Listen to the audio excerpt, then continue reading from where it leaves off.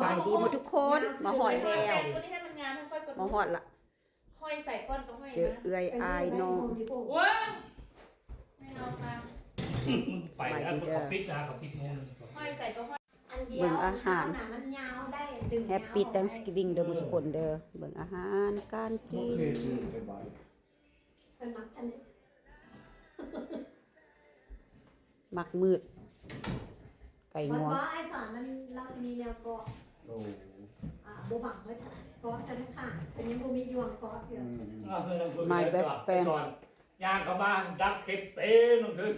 เป็นไผเอาเพื่อเฮ็ดวะ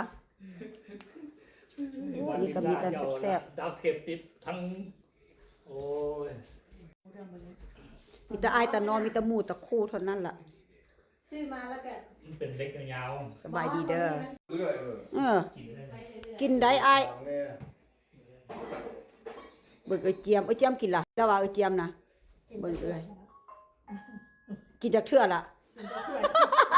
ดำๆนะ กินจากเทื่อละ เข้ากันไผ่กันเนาะแต่ก็พวก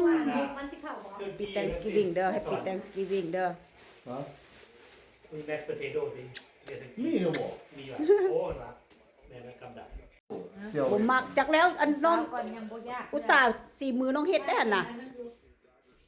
Happy Thanksgiving Happy Thanksgiving อ้าว